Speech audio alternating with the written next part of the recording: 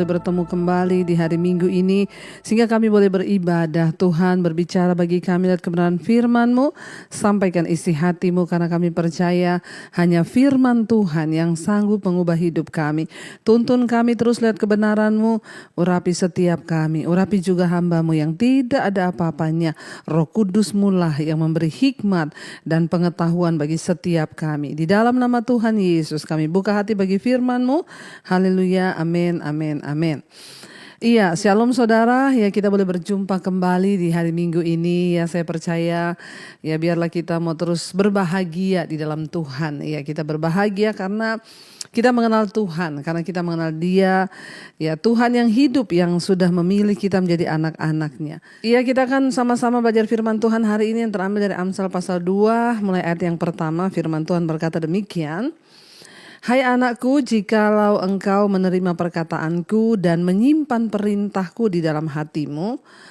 Ayat yang kedua, sehingga telingamu memperhatikan hikmat dan engkau mencenderungkan hatimu kepada kepandaian. Ayat 3, ya jikalau engkau berseru kepada pengertian dan menunjukkan suaramu kepada kepandaian.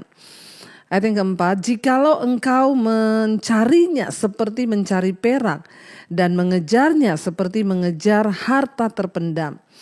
Ayat yang kelima, maka engkau akan memperoleh pengertian tentang takut akan Tuhan dan mendapat pengenalan akan Allah. Saudara, kita tahu kitab Amsal ini berbicara tentang hikmat.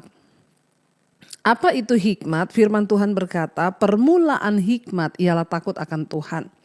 Bagaimana kita bisa menjadi orang-orang yang menang di dalam Tuhan? Bagaimana kita bisa berhasil dalam pengenalan kita akan Tuhan? Itu yang akan menentukan kemenangan kita sampai pada garis akhir. Kita menang atas dosa, kita menang atas kehidupan, kita menang atas pergumulan, kita menang atas karakter-karakter yang buruk. Kita menang atas setiap ikatan-ikatan dan tabiat-tabiat dosa dalam hidup kita.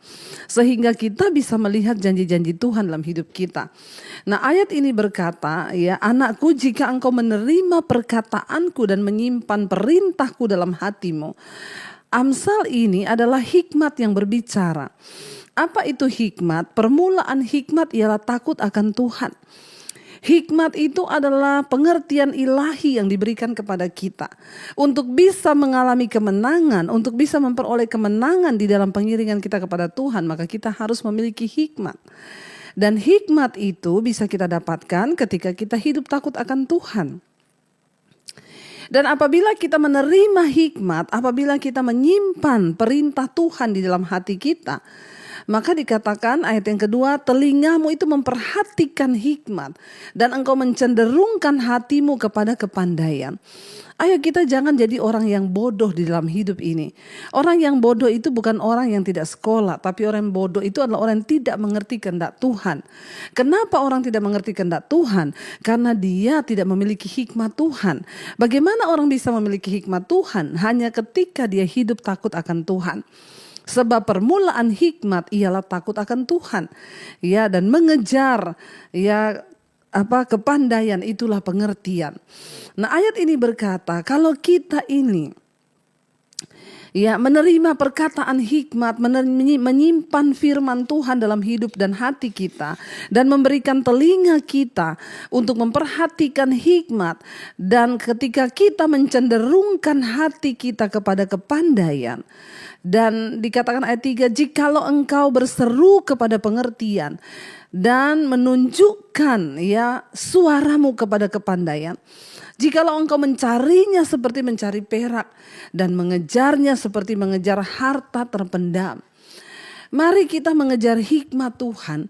Mari kita mengejar pengetahuan di dalam Tuhan. Itu seperti mengejar harta terpendam.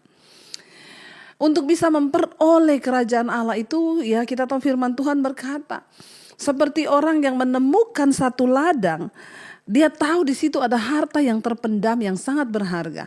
Dia pulang, dia jual segala miliknya lalu untuk membeli ladang itu. Sehingga semua orang berkata, bodoh banget ya, buat apa dia jual rumahnya yang besar, hartanya, lalu cuma beli ladang yang kecil itu. Orang tidak tahu bahwa di dalamnya itu ada harta terpendam yang harganya sangat mahal. Saudara, ya ketika hidup kita berubah, ketika karakter kita berubah, maka nasib kita pun berubah. Segala janji Tuhan akan datang dalam hidup kita, sehingga hidup kita akan disertai Tuhan. Kita sudah belajar saudara dari kisah hidup Abraham, Ishak.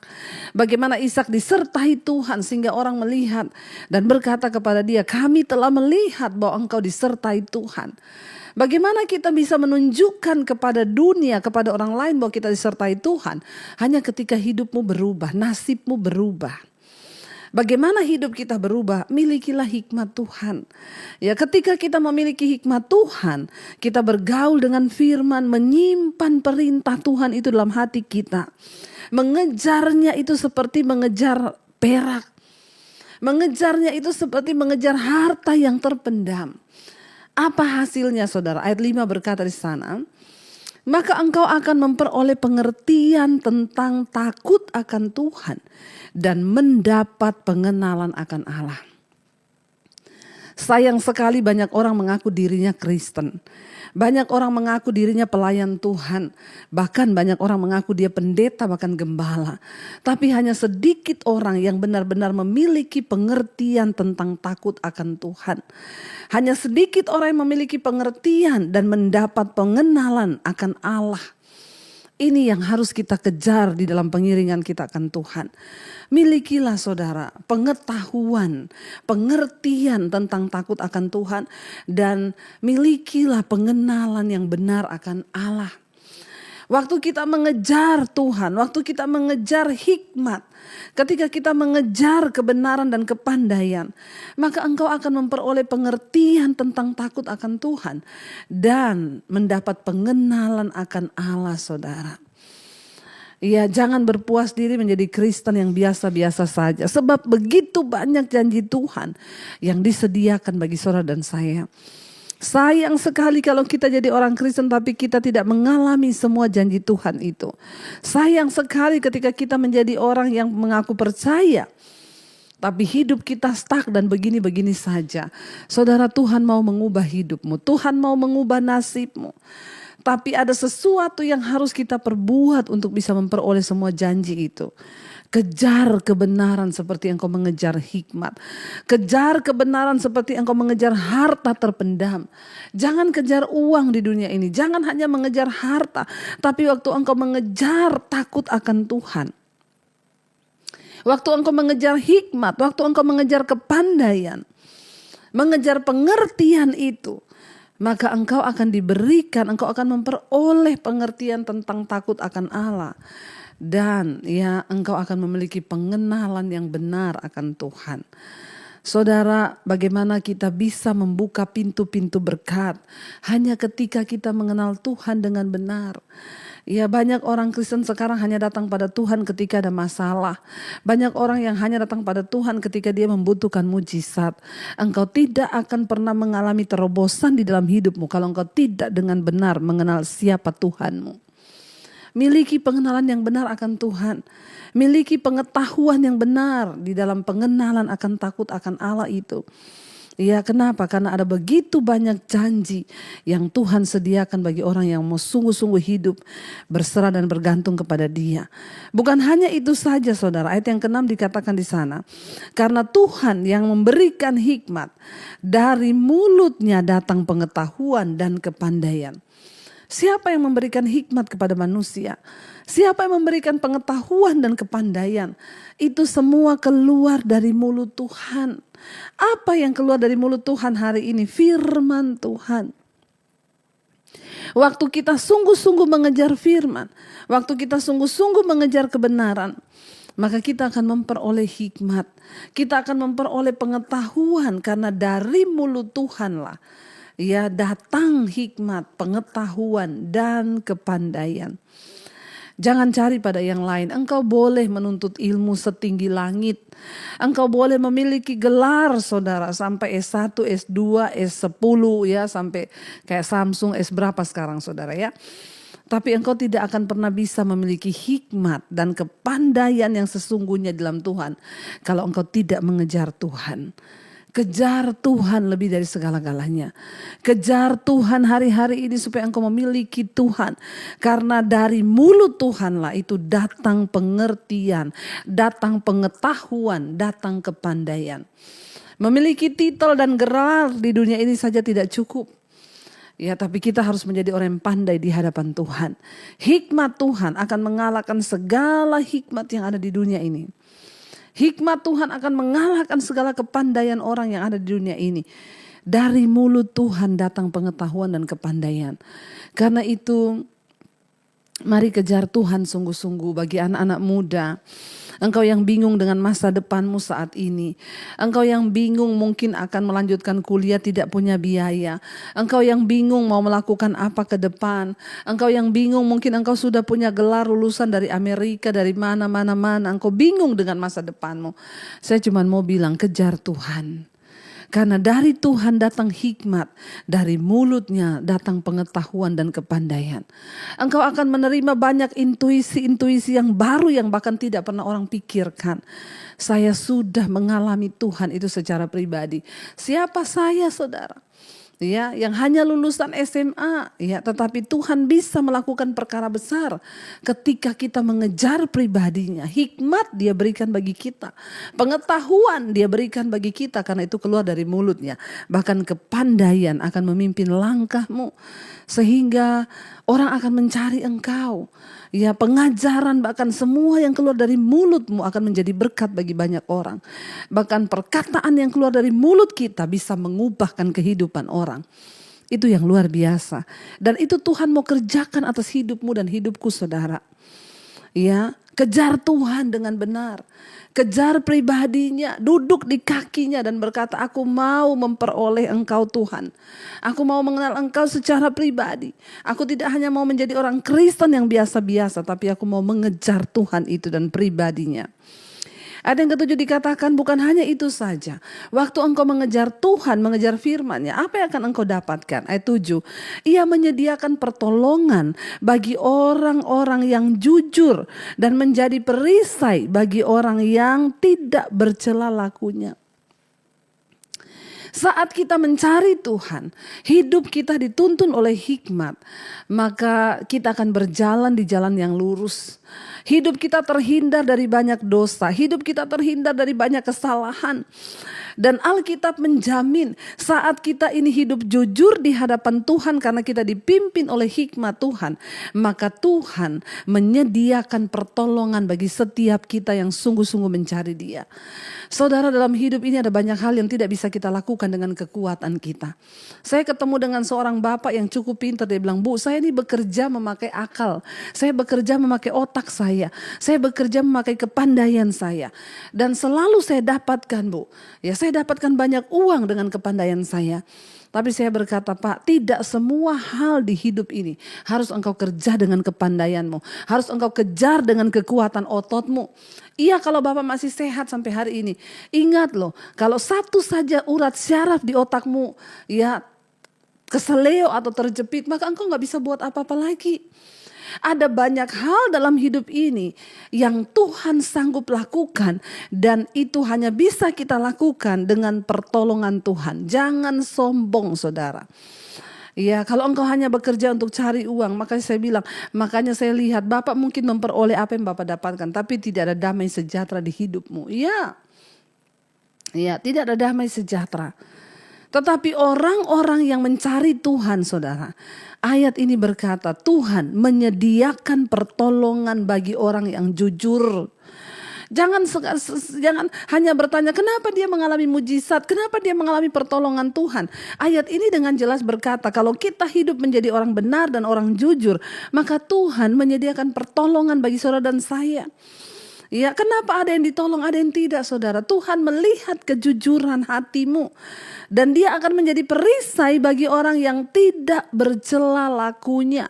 Berulang kali saya sampaikan, untuk menikmati kasih Tuhan, mengalami kasih Tuhan, tidak ada syarat. Saudara mau berbuat dosa, saudara minta ampun, kasih Tuhan tetap tersedia. Tapi untuk mengalami berkat-berkat dan janji Tuhan, itu ada syaratnya.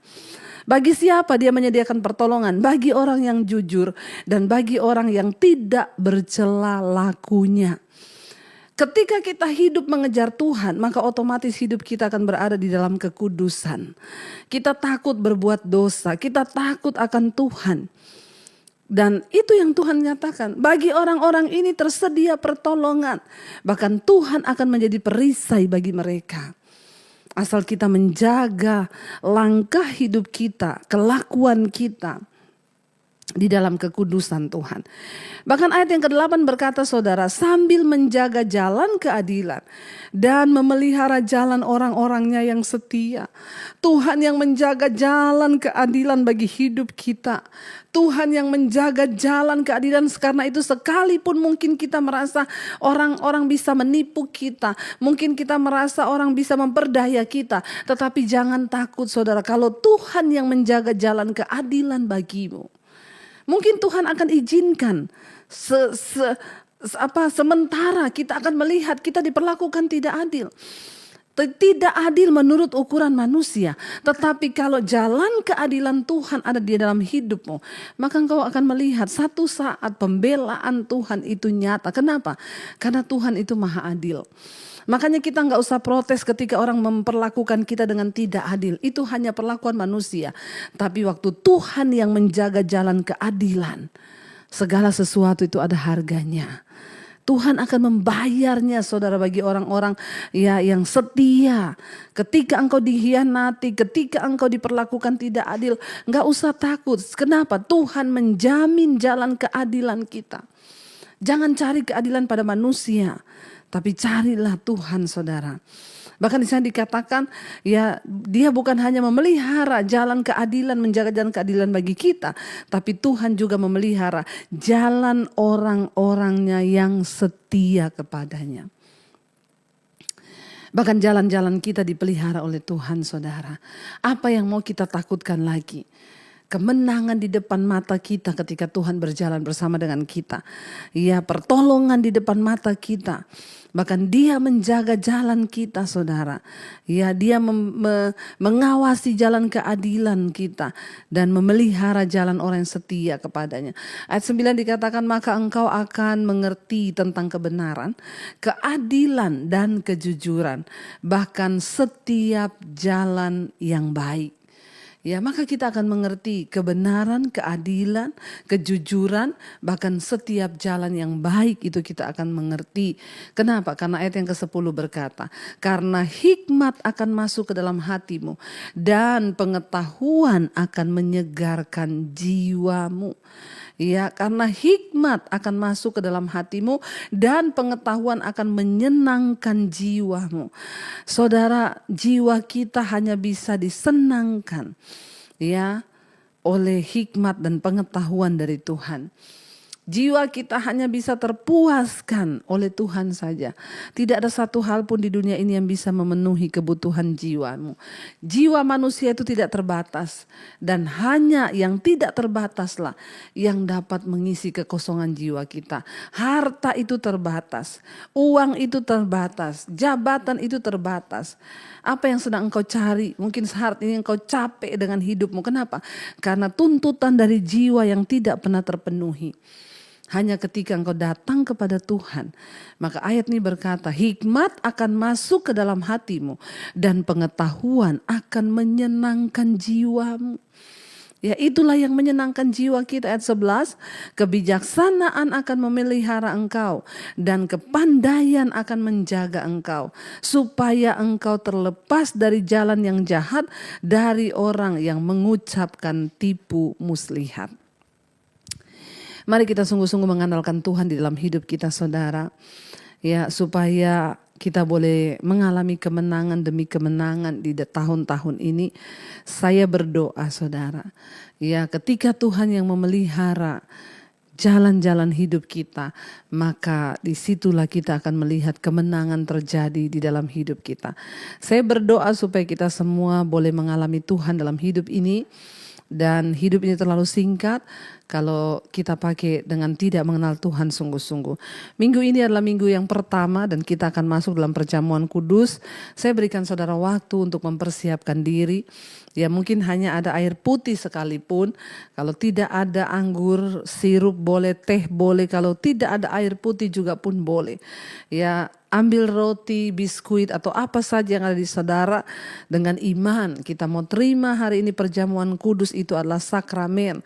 Sesuatu yang sakral yang harus kita hormati dan lakukan sungguh-sungguh dengan iman. Maka kita percaya, maka itu akan membawa kuasa dalam hidup kita. Mari kita siapkan diri, kita siapkan hati untuk masuk dalam perjamuan kudus. Terima kasih Bapa, kami mengucap syukur Engkau masih berikan kami kesempatan untuk perjamuan kudus pada hari ini. Kami mengucap syukur Tuhan, kami tahu perjamuan kudus adalah satu sakramen, hal yang sakral, yang kudus. Karena itu Tuhan, kami datang membawa hidup kami. Engkau yang menguduskan setiap kami. Sebelum kami melakukan perjamuan, kami mau mempersiapkan hati dan hidup kami. Mari bangkit berdiri bersama saudara. Kita percaya Tuhanlah yang memimpin hidup kita kepada keselamatan.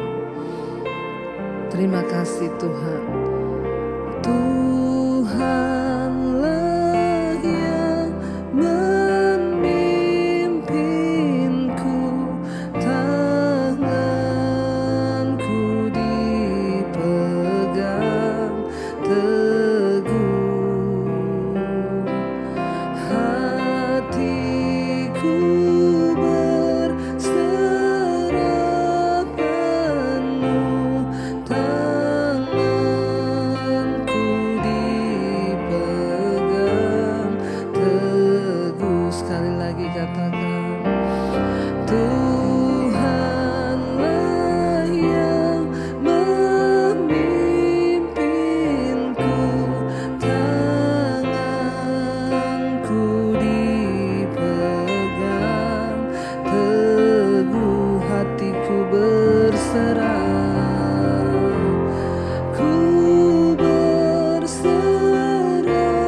penuh, tanganku dipegang teguh. Kami bersyukur Tuhan buat kesempatan hari ini. Sebelum kami menerima darah dan tubuh-Mu, kami mau koreksi hidup kami, hati kami. Kalau ada dosa dalam pikiran, perkataan, hati, bahkan perbuatan kami, ampuni kami Tuhan. Mari saudara engkau introspeksi diri sebelum melakukan perjamuan kudus agar ini boleh mendatangkan berkat. Katakan, ampuni kami Tuhan, kuduskan kami Tuhan, layakkan kami Tuhan untuk menerima darah dan tubuh-Mu di dalam hidup kami. Terima kasih Tuhan buat kesempatan, bahkan anugerah yang terbesar yang Tuhan berikan untuk kami boleh menerima darah dan tubuh-Mu pada hari ini Tuhan. Terima kasih Yesus. Mari saudara, angkat tinggi roti di tangan kita. Katakan terima kasih buat tubuh-Mu yang tercabik bagi kami Tuhan. Karena pelanggaran dan dosa kami Engkau dicambuk sehingga daging-Mu tercabik bagi kami. Roti yang ada di tangan kami hari ini kami percaya ini adalah tubuh Kristus yang diberikan bagi kami untuk menggantikan setiap kutuk dosa atas kami. Terima kasih Bapa. Kami percaya dengan iman bahwa segala perbuatan daging yang harusnya kami binasa, tapi kami diberikan kesempatan untuk beroleh pengampunan. Angkat tinggi roti di tanganmu saudara. Sebab apa yang telah kuteruskan kepadamu telah aku terima dari Tuhan, yaitu bahwa Tuhan Yesus pada malam sebelum Ia disalibkan, Ia mengambil roti dan sesudah itu Ia memecah-mecahkannya. Dia mengucap syukur atasnya dan berkata, inilah tubuhku yang diserahkan bagimu. Perbuatlah setiap kali engkau mengingat akan aku. Saudara, bukankah roti yang ada di tangan kita ini adalah tubuh Kristus yang diserahkan bagi saudara dan saya? Mari katakan amin, kami percaya dalam nama Yesus. Mari terima makan dalam iman dalam nama Yesus. Haleluya Tuhan. Terima kasih buat tubuh. Mari angkat tinggi anggur di tangan kananmu.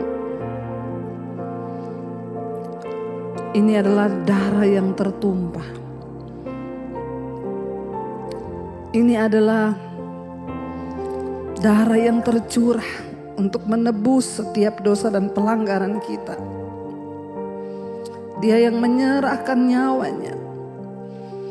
Setiap tetes darahnya membawa kesembuhan, membawa kelepasan, melepaskan kutuk atas setiap saudara dan saya.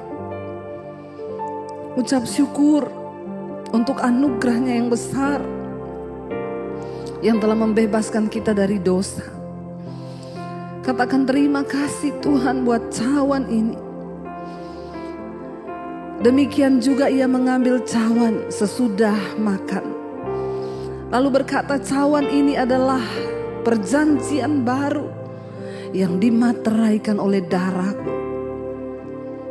Perbuatlah ini setiap kali engkau mengingat akan daku. Saudara, bukankah cawan yang engkau angkat di tangan kananmu ini adalah darah Kristus yang diserahkan bagi setiap kita?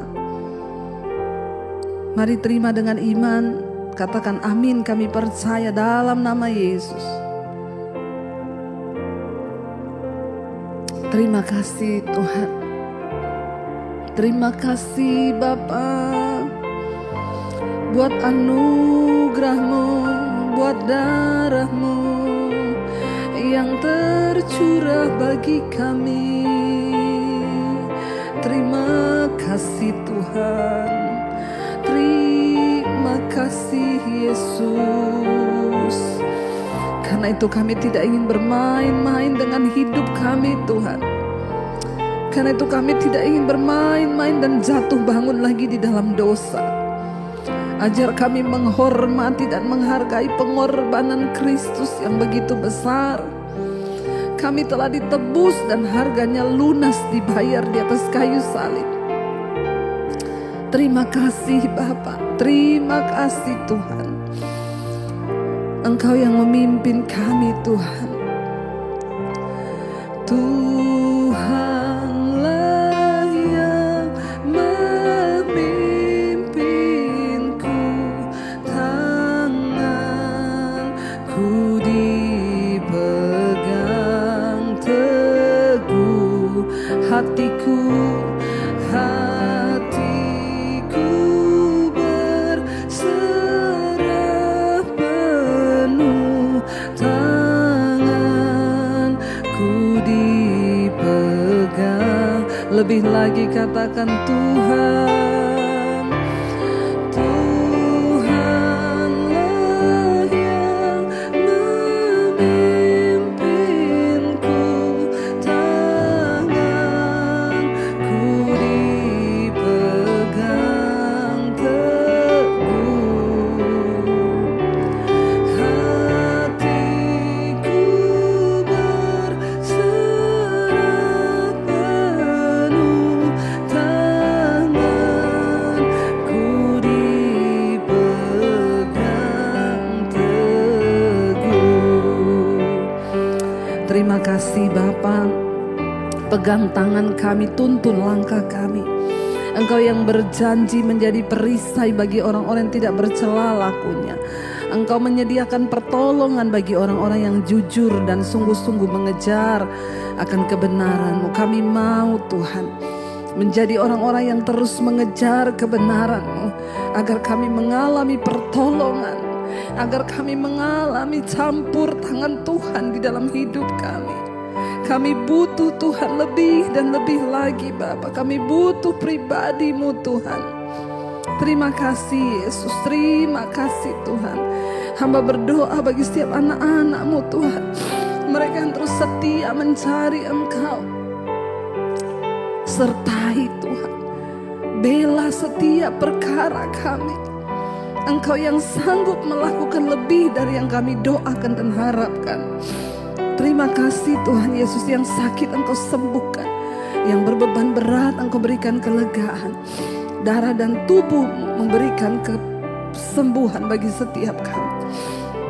Terima kasih Bapa. Terus sertai bangsa kami Indonesia. Lawatan-Mu terjadi bagi bangsa ini. Hujan pertobatan tercurah Tuhan, sehingga bangsa kami boleh berbalik dari dosa dan kembali kepada Tuhan. Kami mengucap syukur buat siang hari ini. Terus berkati setiap anak-anak-Mu yang setia mencari Engkau. Mari buka hati dan tangan-Mu saudara.